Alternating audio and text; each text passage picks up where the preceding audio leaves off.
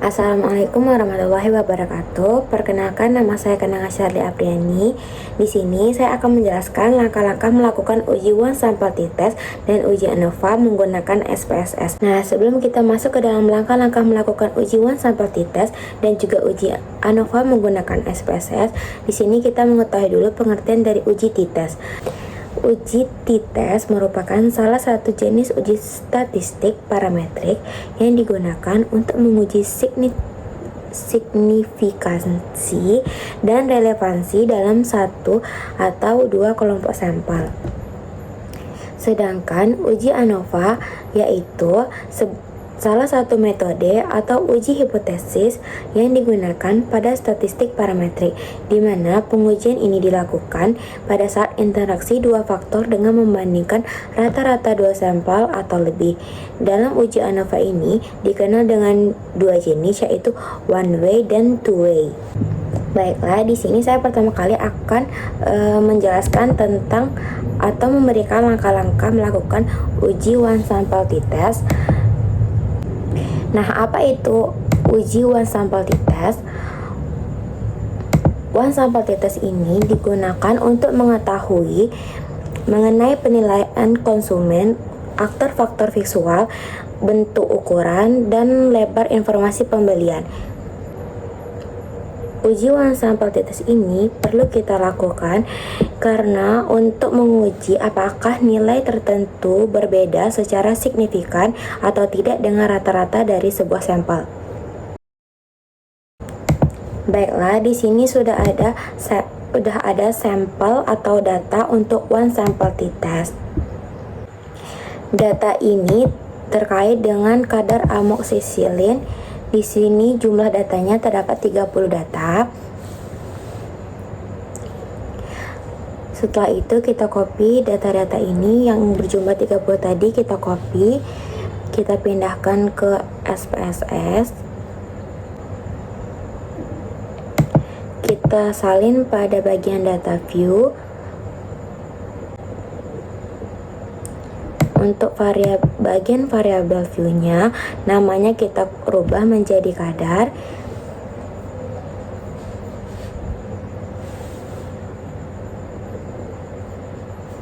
Lalu untuk desimalnya kita rubah menjadi 0.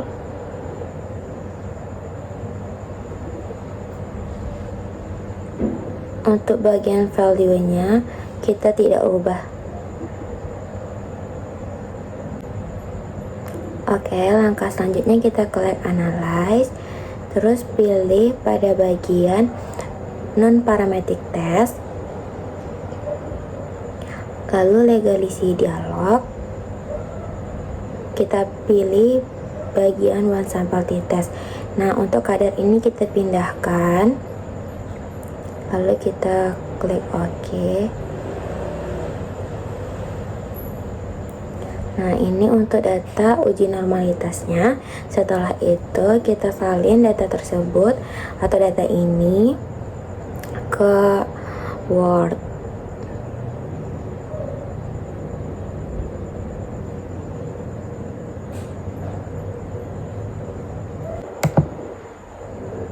Nah, di sini keterangannya dikatakan terdistribusi normal apabila nilai signifikannya lebih besar dari 0,05.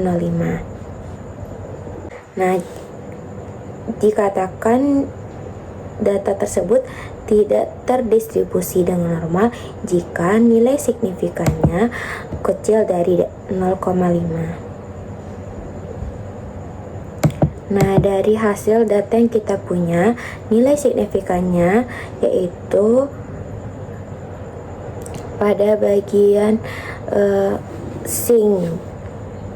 Di sini memperoleh nilai signifikannya yaitu 0,705, yang berarti bahwa data ini lebih besar daripada 0,05. Jadi dapat diartikan bahwa data kita ini terdistribusi secara normal.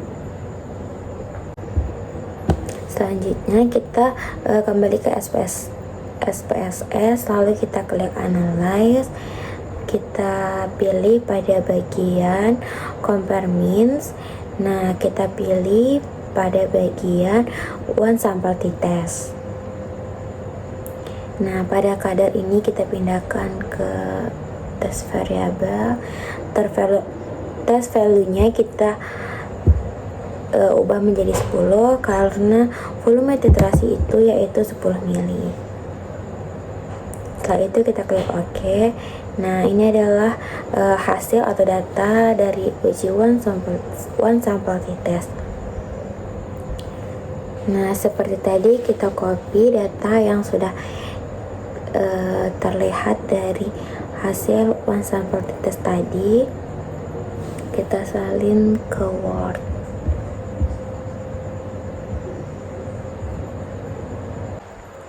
Dari data yang kita punya atau dari uji SPSS yang telah kita lakukan, didapatkan bahwa nilai signifikan kita itu adalah 0,0,00.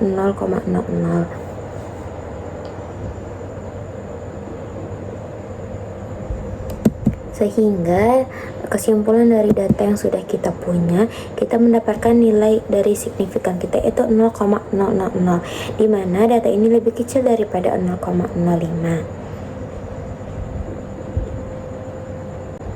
Sehingga dapat diartikan bahwa hasil uji one sample t-test ini adalah data yang kita punya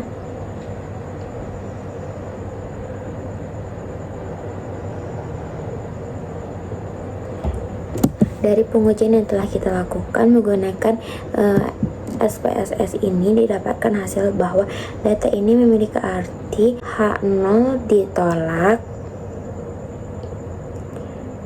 dan HA diterima. Berarti data kita ini dari hasil yang hasilnya nilai signifikan itu, data kita berada di daerah penolakan H0. Dari grafik kita bisa melihatnya, berarti data kita berada di daerah penolakan H0. Baiklah, selanjutnya kita masuk ke langkah-langkah untuk melakukan uji ANOVA menggunakan SPSS. Nah, di sini sudah mempunyai data untuk uji ANOVA. Selanjutnya data ini kita copy, lalu kita pastikan ke data view.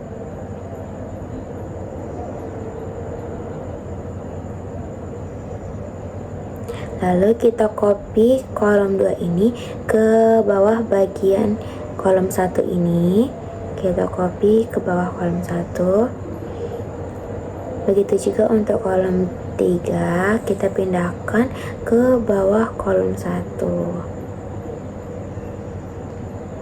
Nah, sama dengan kolom 2 dan 3. Kolom 4 ini juga kita copy dan kita pindahkan ke bawah kolom 1.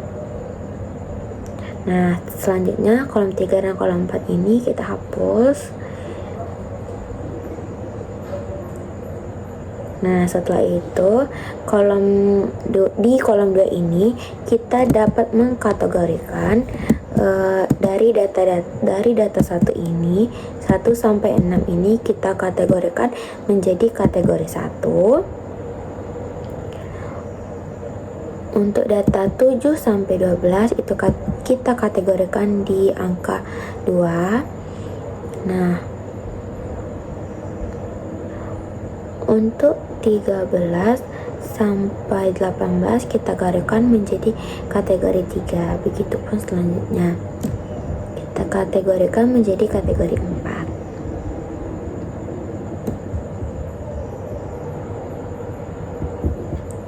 Selanjutnya kita ke variable view, kita rubah nama yang pertama itu yaitu geliat, yang kedua itu perlakuan, untuk desimalnya kita rubah menjadi 0, valuenya kita rubah yaitu 1, labelnya kontrol negatif, yang kedua kontrol positif, yang ketiga kontrol, yang ketiga ekstrak 1, yang keempat ekstrak 2.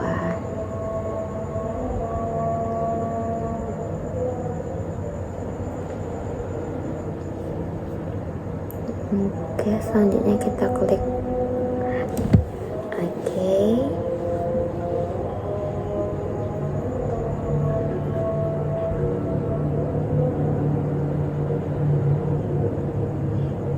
Selanjutnya kita copy filenya, lalu kita pastikan ke bagian bawah.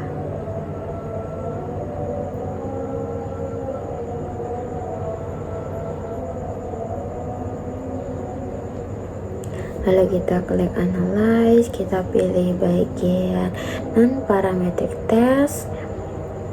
Di bagian legalistic dialog, kita pilih yang one sample case. Oke, lalu yang bagian geliat kita pindahkan ke test variable list.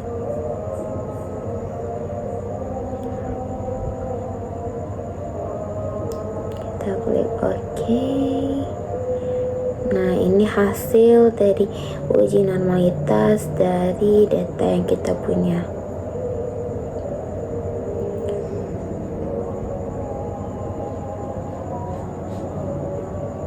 Setelah itu kita klik analyze lagi.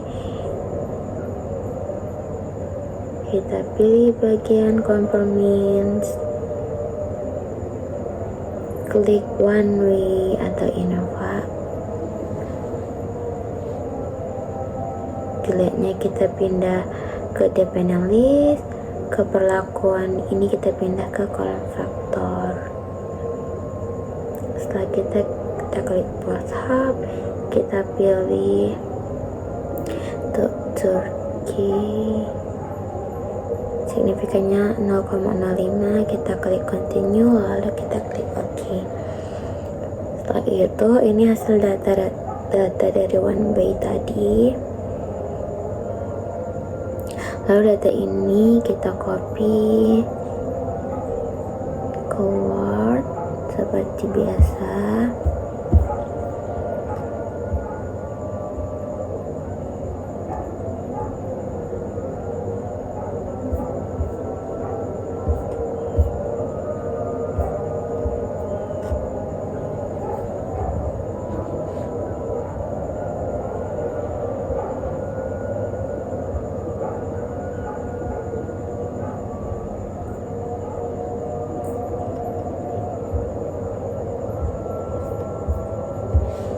Nah, ini sudah kita copy paste data-data yang sudah kita dapat.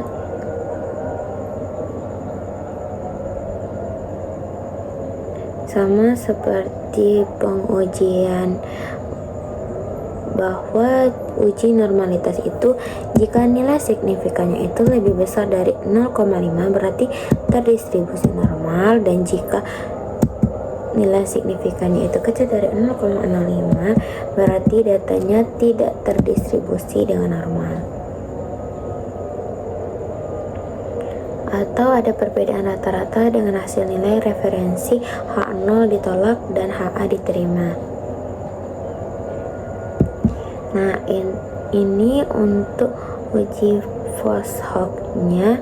Di sini kita dapatkan bahwa akan berhasil jika selisih dari kontrol positif dan ekstrak 1 atau ekstrak 2 itu kecil.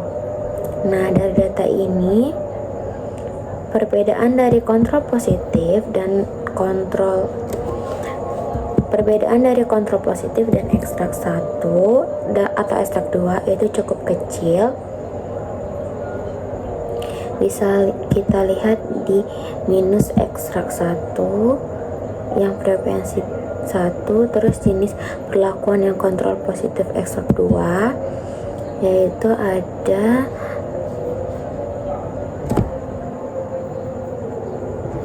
dan dari hasil post hoc itu kita dapatkan bahwa hasil kontrol positif kita itu dengan nilai ekstrak 1 cukup kecil, jadi berkhasiat.